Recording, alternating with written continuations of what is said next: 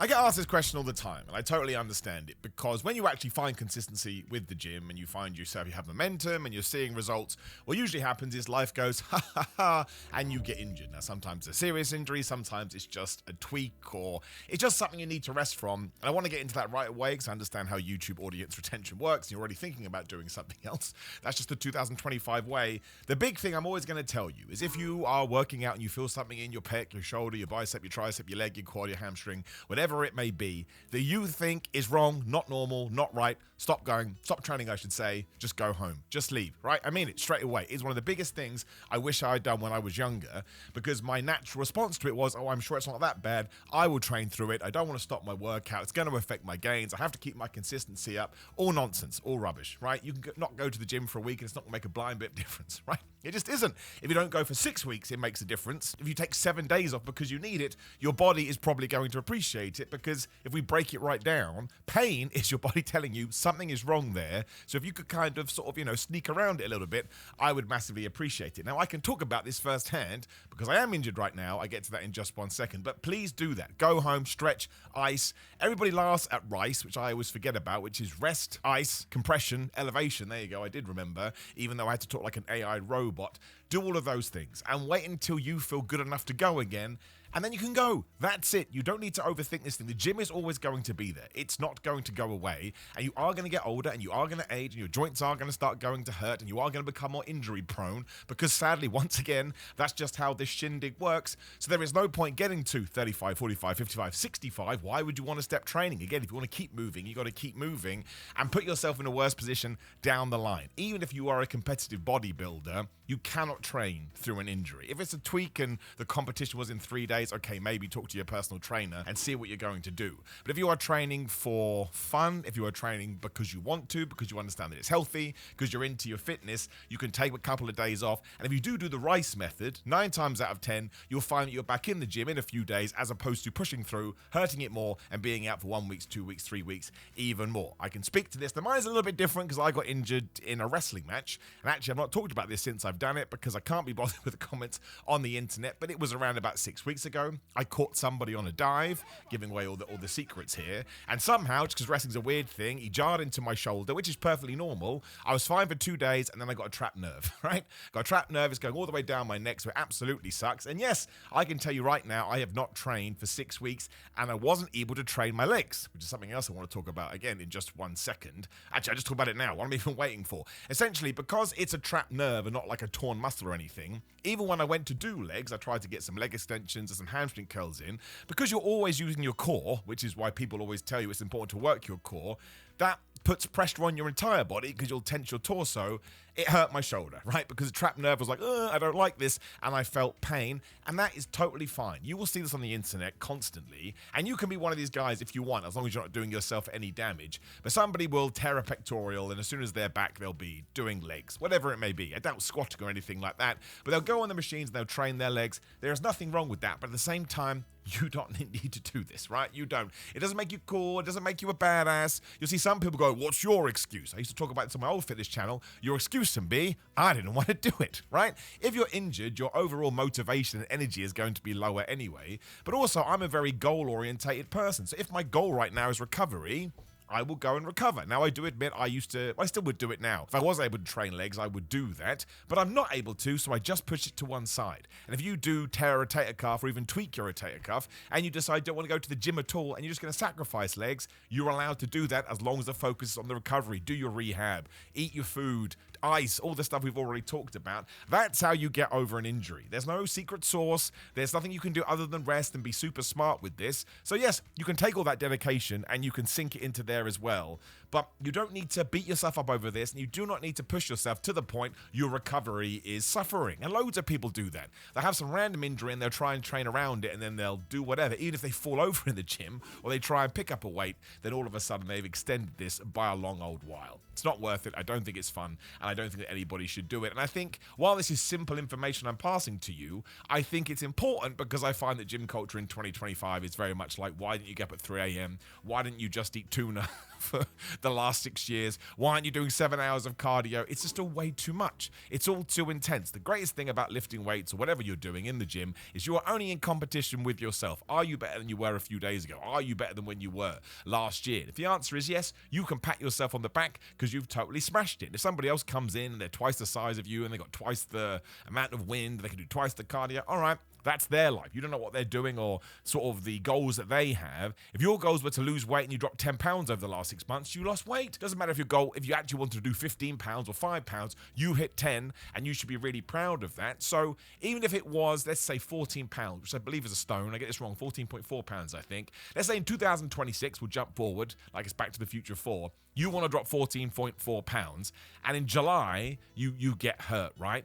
You can still drop the rest of that weight. You have so much time to do it. And even if you have to drop some extra in 2027, it doesn't matter. Once again, this is a lifetime thing. That's the other thing you have to put on your own shoulders. I started training when I was 16 and genuinely probably didn't see any real growth to the point I was like, oh man, I feel like I'm benefiting from this. For 4, 5, 6 years, it takes forever. And that's why it sucks so much. That's why so many people give up, because you can do it for a few months. And of course, you'll see tiny changes. But if you have illusions of grandeur, like most of us do, I want to look like that guy, it just start punishing yourself, which is why you don't need to worry about any of it. And you should just focus on your own stuff. So that is how I would tell you how to deal with an injury. I would go with all the things that you know are obvious. You rest, you don't go to the gym. You can, if you really, really want to. I guess you could do some cardio or something like that. But yeah, again, I've not been able to train for 6 months. It's driving me nuts. I absolutely hate it, and I'm getting in my own head about it, and I feel negative, and I have lost some muscle. Again, I'm not saying that for sympathy or empathy or anything like that, but you cannot not stimulate a muscle for 6 weeks and expect to hold on to all of it. I'm not Doctor Strange or the Hulk,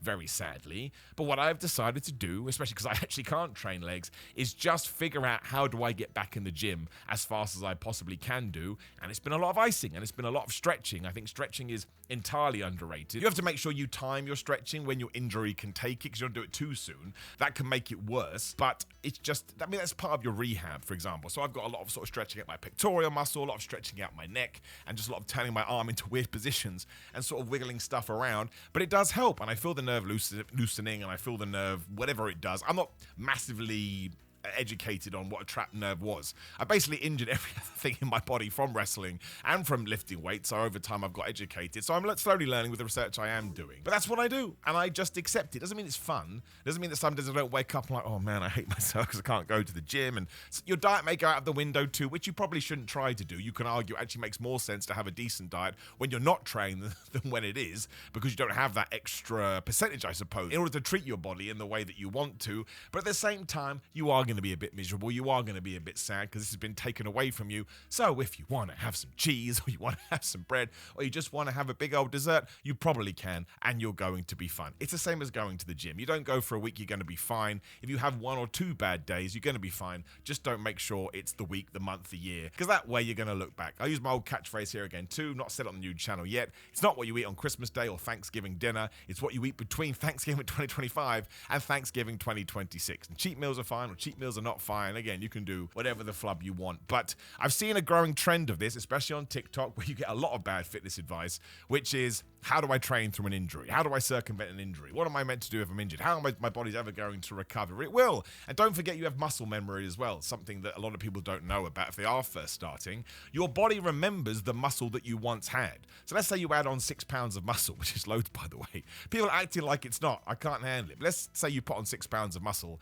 then you have to take 6 months off the gym because you have a serious injury. When you go back, you will get that 6 pounds of muscle back way quicker than you did first time, because your body has learned how to hold it, it's learned how to grow it. And yes, so let's say it took you 6 months to begin with, it'll be way longer than that. Second time around, it will be 3 months, so you're already going to be back closer to where you were, so you haven't got to feel like a sad panda anymore. But always keep this in the context that it needs to be kept in. It doesn't matter if you don't go for the gym for a while, even if you couldn't be asked, but it definitely doesn't matter if you don't go to the gym because you are are hurting, I always think that your goal right there should be, how do I get back in the gym in a good and safe and 100% way? Because then you're going to move away from injuring it again or further injuries, which is the last thing you want to do. If you have a recurring injury, my right shoulder is probably going to be screwed forever, because in my 5th ever wrestling match, what did I do? I broke my collarbone, I tore my rotator cuff, and I did something else.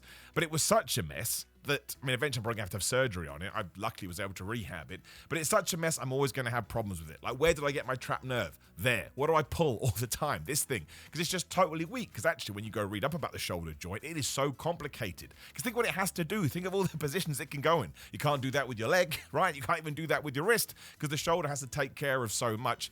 You don't want to get there, and I don't think many people would. Again, I've just put it under so much stress because of the wrestling and going to the gym. But that also comes down to the things that you want to do in life. But going to the gym doesn't have to absolutely kill you. It doesn't have to ruin you. So, talking about gym culture, I suppose, rest. Remember that even if you aren't injured right now and you feel like you have to go to the gym every day, it's complete baloney. You grow when you rest. You go to the gym to tear down the muscle, and then the food and the recovery and your downtime is when the muscle is going to get bigger. That's why when people want to put on size, they bulk, because the more food you're able to get in on you, the better chance you're giving your body of growth. Whereas when you go the other way and you're trying to keep the muscle but you're trying to lose the fat, that's when you can start sort of lowering the calories. Different video for a different day, but that's what it's all about. So rest recovery is a part of the gym, and if your body is telling you please stop, just stop. I promise you, you will be amazed. Let's say today you go, I don't want this to happen to you. You go and you tweak your bicep a bit, it feels weird. You've only done like 2 exercises because you're doing back and bis. You go home straight away and you ice it for 20 minutes 3 times a day, or more if you want, but